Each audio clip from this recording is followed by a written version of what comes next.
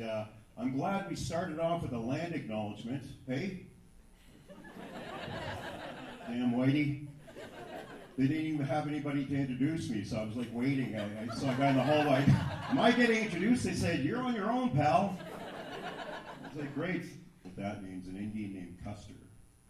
So how the hell does that happen? I was the flavor of the month in the Regina Leader-Post. And when I was put up for adoption, and they used to put us in the newspapers. And so that's what I like to call the, because I was a feature baby, the newspapers back in the day. But what kid doesn't love ice cream, hey? I love ice cream. In fact, I think one of my favorite flavors has got to be the cherry ice cream, you know, with they put the little candied maraschino cherries in.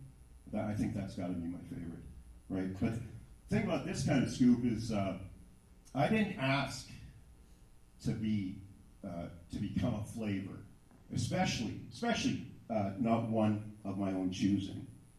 It's an official policy called AIM, Adopt Indian and Métis. So the government, they were the purveyors of the ice cream, and my parents were, in a weird way, kind of like the customers.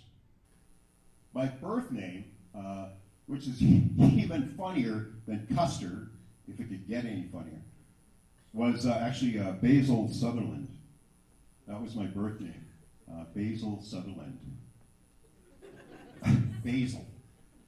Like, isn't that what you use in cooking, right? Isn't it an herb?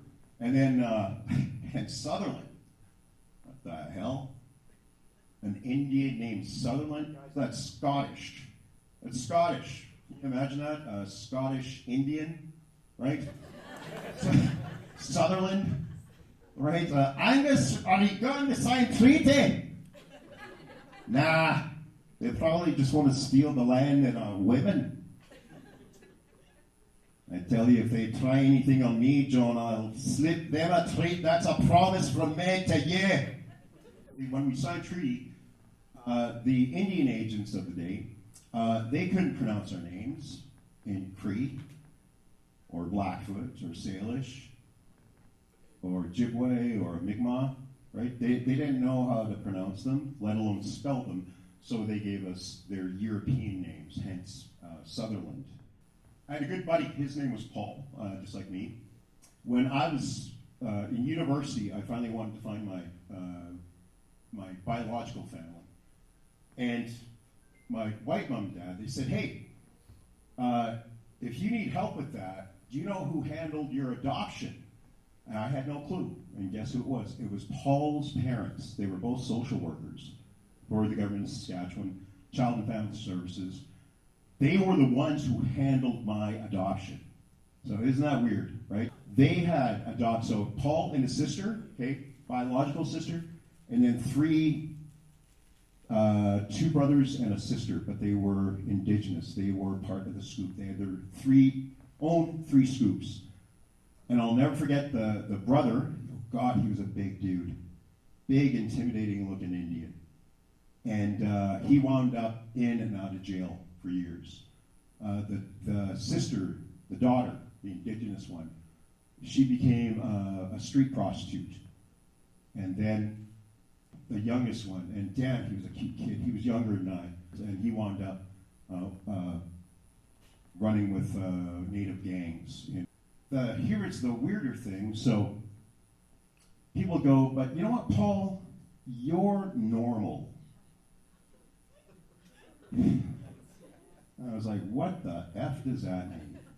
My old man, he built us, my brother and I, he built us a basketball hoop behind the garage in the back alley. And so I see this little solitary figure, and they'd be stopping at the garbage cans and rooting through the garbage. And those poor guys faced a lot of racism, you know, and usually by white guys driving by in their cars, and they'd yell something, you fucking Indian, get a job, lazy, right? But they do it from the safety of their vehicle, and then they drive away. Real tough.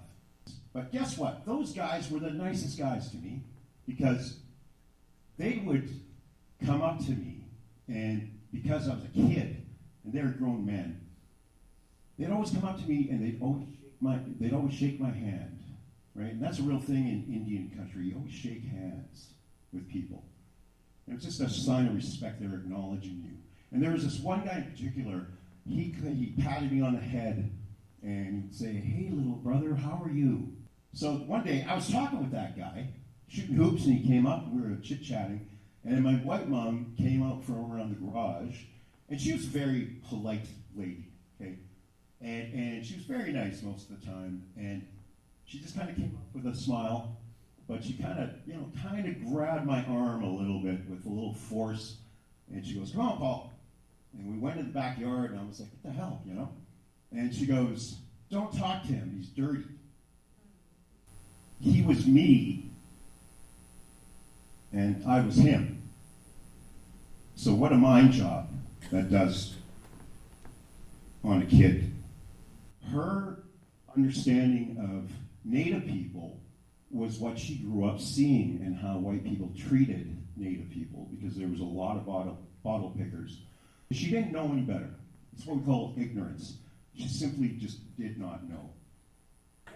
But I was in my 30s at that time, and that's when things go sideways for the people, survivors of the scoop, and that's why. And I ended up talking to Sheila for 2 hours in that waiting room that first time, and I became one of her clients. And she told me that most of her clients were survivors from the scoop, and she said everything's fine until you hit your 30s, things start coming out sideways. And that's what was happening to me, ironically enough, because guys, back in the day, holy shit, could I drink? And damn, I was all pro. I could pound double dark and dirties all day, all night. And by the end of the night, I'd still be like this.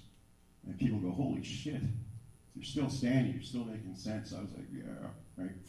Stupid, right? But the drinking was like getting like worse and worse. And that's what happens. And then I'm drinking a lot, I'm partying all the time, I think I'm just having fun. And one of the guys, one of my good buddies, we're not so tight anymore for good reasons. Whenever him and his buddy Dean, okay, I'm not going to mention my real friend's name, but his buddy Dean, whenever Dean showed up, that meant they called Tim. Tim was the coke dealer, and he was a little Vietnamese guy, okay, and he drove around. I shouldn't be laughing. It's kind of funny.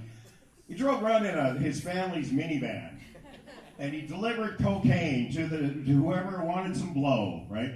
And these guys would always go, "Dean, what are you going, Dean? Hey, Paul, come on, have a line. I'm like, no, don't touch that, no. And then finally one day, "Yeah, all right."